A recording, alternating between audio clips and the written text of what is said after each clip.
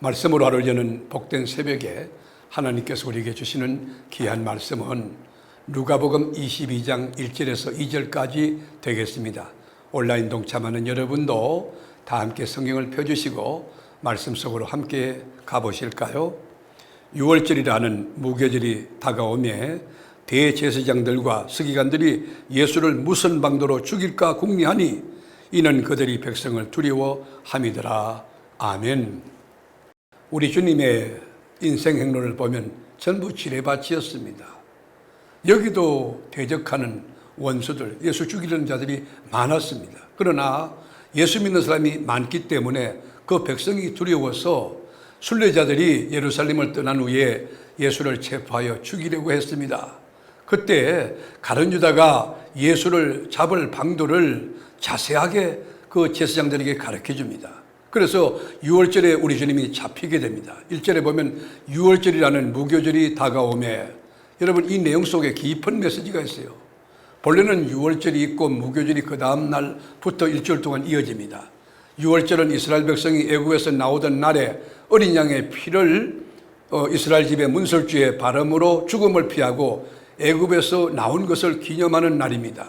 히브리어로 넘어갔다는 뜻, 이 페삭이라고 부르고 영어로는 같은 의미지만 패스오버라고 우리가 이야기하는데 이 말은 넘어갔다는 거예요. 이것이 6월절이에요. 뭐가 넘어갔냐? 죽음에서 넘어갔다는 거예요. 이 저주에서 우리가 넘어갔다는 것이죠. 뭘로? 예수의 피예요. 그래서 누룩을 넣지 않은 빵, 그걸 굽는 시간이 20분 안쪽으로 가능한데요. 구원을 받은 날을 6월절로 지키고 다음 날을 무교병을 먹으면서 일주일 동안 지났습니다. 6월절과 무교절은 자연스럽게 연결이 되어 있고 6월절이라고도 하는 무교절이라고 부르게 된 것입니다. 1절에 볼까요? 6월절이라는 무교절이 다가오매 유대인들은 6월절이 시작되는 날 저녁에 다 모입니다. 그리고 특별한 식사를 합니다. 6월절 식사를 히브리어는 페삭 세데르라고 부르는데 그건 6월절 순서 또는 6월절 예식이라 그렇게 할 수 있습니다. 이것을 우리말로 바꾸면 6월절 만찬, 6월절 축제, 6월절 식사라고 해석할 수 있을 것입니다. 6월절 식사를 준비하는 일을 예수님이 친히 주도하신 것입니다. 베드로와 요한을 예루살렘 성에 보내시면서 6월절 식사 준비를 하라 명령했습니다. 어디서 식사 준비를 해야 되는지 원한 것을 묻자 우리 주님께서는 성내로 들어가면 물 한 동이를 이고 가는 사람이 있을 것이다. 그의 집으로 따라가서 집주인에게 예수님이 제자들과 함께 6월절 식사를 하실 것인데 객실이 어디 있는지 한번 물어보라 하셨습니다.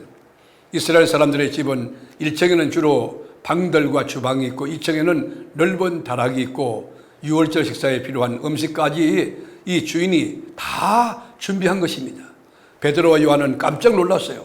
주님이 말씀하신 대로 되는 것을 보고 무슨 말씀인지 믿을 수 있는 그런 분이라고 생각이 되었던 것입니다. 6월절 식사 준비가 진행되는 시간에 한편에는 악한 일들이 도모됩니다. 꾸며집니다. 대제사장들과 서기관들, 즉 사두개파와 바리새파가 함께 예수님을 죽일 방도를 찾고 있는 것입니다. 그때 여러분 아이러니하게도 예수님의 제자였던 가룟 유다가 대제사장들과 성전 경비대장들에게 찾아가서 예수님을 어떻게 넘겨줄 것인가 방도를 의논합니다. 이 놀라운 일 아닙니까? 정말 충격 아닙니까? 누가는 가룟 유다가 예수님을 배신한 이유가 유다에게 사단이 들어가니 그 3절에 나와 있어요.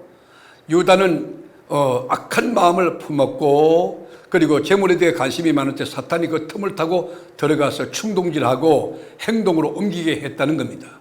훗날 가룟 유다가 후회하고 돈을 돌려주려 했던 걸 보면 돈 때문에 잘못을 저질렀다는 것을 인정한 것이 되는 것입니다. 사람의 죄를 짓는 것을 이 사탄에게 돌릴 수는 없습니다. 예수님께서는 몇 번이고 가룟 유다에게 욕심을 절제하라고 자제하라고 기회를 주었어요. 누군가가 나를 배반하게 될 것이라 유다가 그것을 다 들었습니다. 가룟 유다가 마음에 찔려서 나입니까? 이런 식으로 묻기까지 했습니다. 예수님이 말씀합니다. 내가 너인 줄 알고 있다. 26장 25절에 보면 예수를 파는 유다가 대답하여 이르되 랍비여 나는 아니지요. 대답하시되 네가 말하였도다 하시니라. 여러분, 이렇게 됐음에도 불구하고 유다는 스탑하지 않고 절제하지 않고 그 하나님 예수님을 파는 그 나쁜 행동을 그만 옮기고 말았습니다. 사단이 어떤 존재입니까? 마치 기생충과 같아서 약한 사람은 숙주로 삼고 그의 신앙을 빨아먹고 인격을 무너뜨리고 공격해서 서서히 안의 것을 다 발라내고 빈 껍데기 만드는 거예요. 완전히 장악하는 거예요. 사단의 아지트를 만드는 것이에요. 그 로봇을 만드는 것이에요.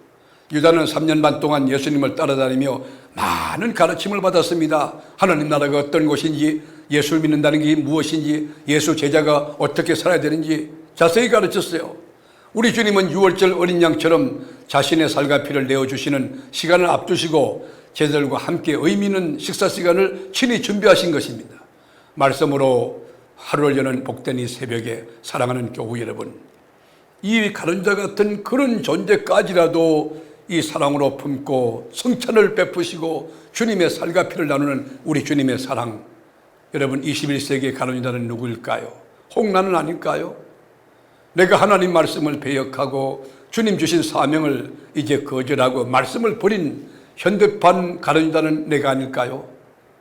기도하겠습니다. 주님, 가론유다를 우리가 손가락질하고 그리고 야유하기 전에 내가 가론유다 같은 그런 사람은 아닌지, 그런 요소는 내 안에 없는지 살펴보는 영적 성찰이 시작되고 깊은 고민이 우리 가운데 있게 하옵소서.